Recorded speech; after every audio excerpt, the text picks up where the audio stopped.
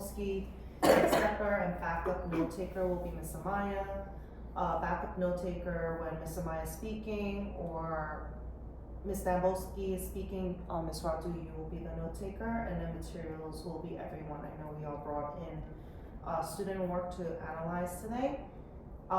So the goal of our team meeting is to make sure that we're using protocol in order for us to examine data and thinking about how we're differentiating for all our students and our learners, and then engaging in interdisciplinary planning and curriculum compacting. I know that we've been working on our interdisciplinary map along with our project planners, and then planning for effective problem-based learning. So since we are in the middle of our project, I know that we are looking at like what is this?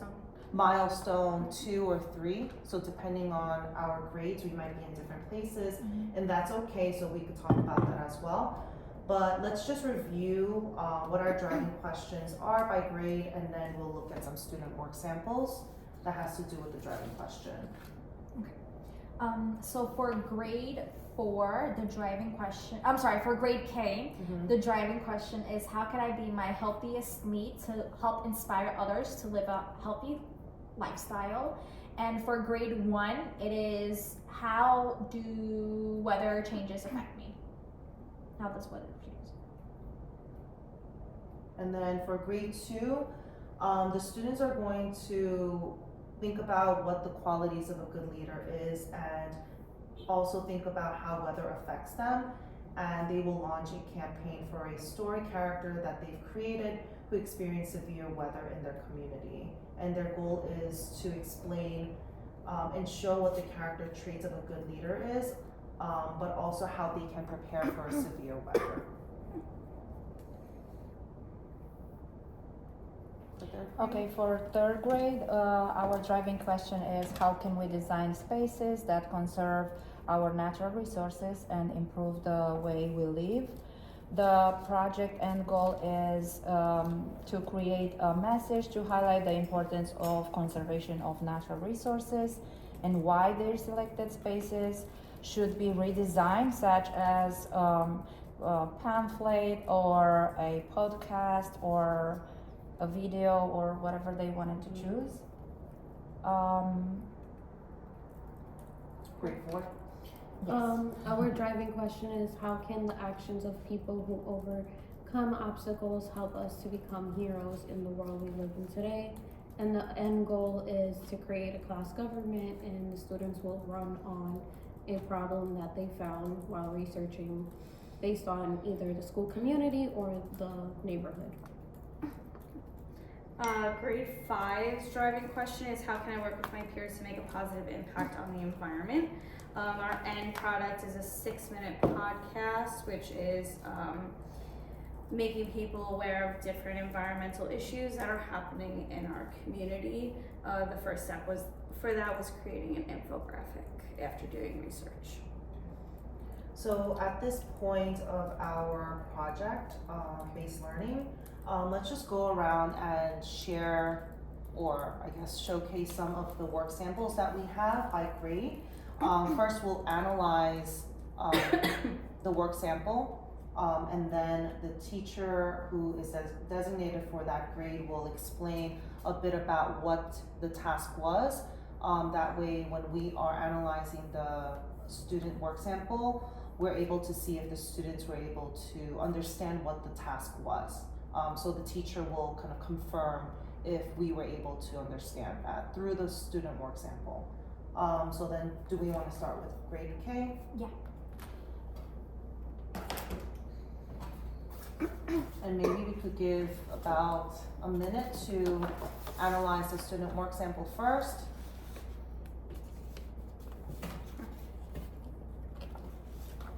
A minute? Got it. Time starts now.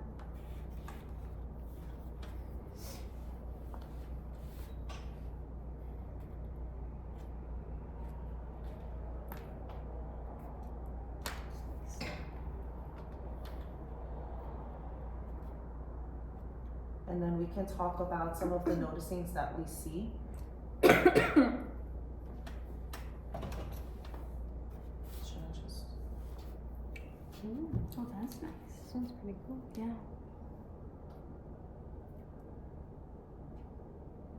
Oh, I like how he explains how to stay healthy by sleeping and exercising. Mm-hmm. And this is kindergarten, right? Yes. Okay. It's also a wide range of fruit and vegetables on that. And I do like how he included the water too. It's also a variety of orange, but the type of oranges Mm-hmm. he puts. Even broccoli. That's time. I'm also wondering if the students were to create like an infographic or some sort of like information, because I do see like visuals that they've gathered along with, like what it is. It says stay healthy by sleeping well, exercising, and eating fruits and vegetables. So this does show that the student understood, if this was a task for them to gather visuals that has to do with, I guess, healthy foods, Mm-hmm. along with what are some other ways students can stay healthy, because they've mentioned here sleeping well, exercising, along with eating the fruits and vegetables. I do think a next step though could be adding some stuff to the infographic about all of the things that are in the writing. So they talk about the exercising, but we don't really see that reflected in the pictures. So maybe that could be a way to enhance it, because we very clearly see the eating healthy aspect of it. So that comes across very clearly. But I think that it could be enhanced in that way. I would take it a step further to build on this, have them create like their routine and what do you do in the morning, create a meal, a healthy meal that you will have for breakfast, create a healthy meal for lunch, create a healthy meal for dinner, and have them take the ingredients that they have here and make those meals. I think that even though it's kindergarten, it's evident that this student was able to write, like all of this. However, maybe for those students who might have a little bit more difficulty with writing, with the procedures that you've mentioned, they could draw it out as well and then verbally explain. So I think, this was a really great. You could even use example. magazine clippings and stuff like that, and be resourceful in that way. Okay. Or even bring in some of the foods to create the meals. Like a little That'd be baggie really of cute. like Yeah. different items. Okay.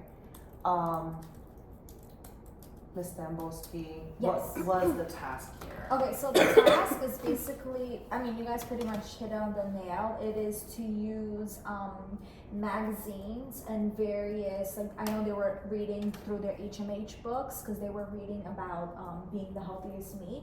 So they used reading sources and like the text sources, the graphic sources, features to kind of display their own, I mean, it looks like a bubble map, their bubble map of what they would consider healthy food.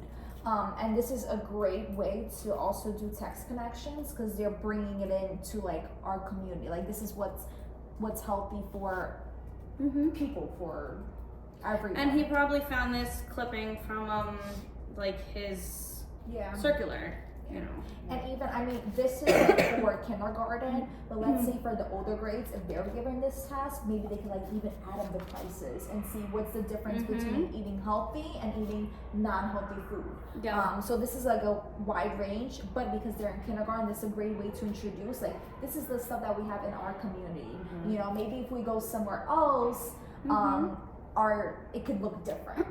Yeah. You know? It's funny you brought that up because for them, they can also take it a step further for the higher level students, compare like what do we see in our community versus other communities? What do we notice about grocery stores or grocery shopping, even in general? Like, what is that culture like? Because typically in a low income community, you don't see the healthy options. You see more of fast foods. So they can even bring that up as an issue in the community. And this could even be displayed like downstairs in our cafeteria. Yeah. Like whenever students are getting their breakfast and lunch. I'm sorry, their breakfast and Yeah, the Uh-huh, breakfast so lunch. breakfast Yeah. lunch, Sometimes Right. dinner. Sometimes And dinner. after school. This is like a great way to connect to like our school community. Like, Mhm. oh guys, like, hey, like look at like the apples are healthy, not really like the waffle sauce that is. And Yeah, that's even sugary, why yeah. have I the love that. students pick one fruit and create an infographic why apples are healthy, why you should go for the apple rather than the icy or the candy. Okay, I don't know if we're going to have enough time for all of the grades, so maybe we can have 2 more grades go, so that we, end on time. Any grade wants to? Yeah, it's 3:13, so we have a little over 10 minutes. Okay. Should I? What if You want? Yeah, if you have your student notes. Yes, because I need like a little bit more feedback on what should like our end Sure. goal Wonderful. be it. Yeah, absolutely. I'm gonna This. Okay, so these are a little bit big. So one is I'm gonna put them yeah. And then this is the other one. That's nice. Oh wow. It's a lot of work. Ooh. Oh, I got it. So now like we have the work sample, but it's like how can we reach that milestone 5? Like how can we expand on it? That's what we're looking for. Alright, so I'm gonna put on a timer for 1 minute for us to analyze. So I know. Are you able to see? Yes. No, yeah, I can see it. This is really cool Yeah. because you see all the different subjects being intertwined Yeah. here. I really like And the then bar have graph, the weather graph, yeah. Yeah. even the vocabulary word. Mm-hmm. And you see math with the Science. bar and the lesson. Yeah, Yeah. that's our current. We just finished that unit, so I'm glad that we got to put that there and tally marks. Yeah. So what did they observe the weather and report it? So they observed the weather every single day. How many days? I mean, it was like sometimes like depending if they're absent or not, but we did it whenever we first started the project. Okay. So they had like a good month and a half, 2-ish months. There's your analyzing time. So this was a culmination of what they've done so far? Yes. So Okay. So you're looking at ways to expand it. yeah. So we started with the weather, and then we kind of did like weather in the seasons, and then we went on the severe weather. But my next like this driving question, I feel like this project was a little bit difficult for us only because it worked great with HMH. It tied in with HMH. But the final, I mean, we were thinking like the kids being weather reporters and talking about like severe weather, but we can't really like, I don't know, I feel like there's something missing. Well, I see the disaster weather down here. Okay. I know that in 5th grade we did a lot around natural disasters that happen. Maybe you could extend it into something that's very similar to 3rd grade's first project where they created some kind of a preparedness kit. Okay. So you So can first aid expand it by studying about different natural disasters that we see, and you could even zero in on our community. You know, we're not going to see Yeah. some natural disasters that other parts in the country may see, so that's how you can connect it to the community. And you can create some form, you could do an infographic that is explaining that. You can even dig into some history with it, like historically what are some things that we've seen in our community. You know, we've seen flooding and those types of things. And then you could do some kind of preparedness kit or awareness kit on what the community can do in order to prepare for if that were to happen again. So that could be another extension and a way to push them, and even a way to involve like that community aspect. So I'm seeing that just based on this, it's a lot of research, right? A lot of knowledge that the students gained on how weather changes them. Of course, they need to understand what are the weathers, how are we specifically affected by it on a daily basis, and then going into also like the disaster weathers, but really going into challenging them. Okay, so if this is the situation, what are the solutions, right? If this is how the weather is affecting me, what are some of the ways we can solve this problem?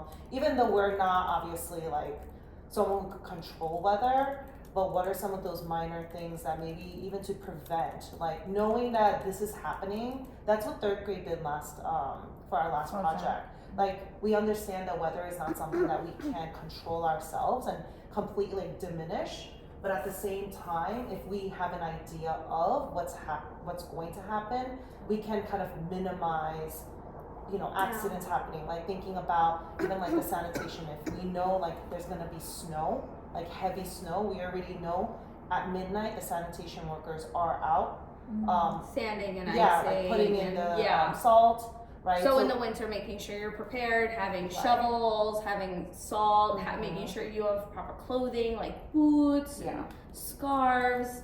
And like knowing like also like global warming and then like forest fires. So what are some things that, you know, maybe these national parks are putting in place in order for them to like prevent these like disasters from happening way too often.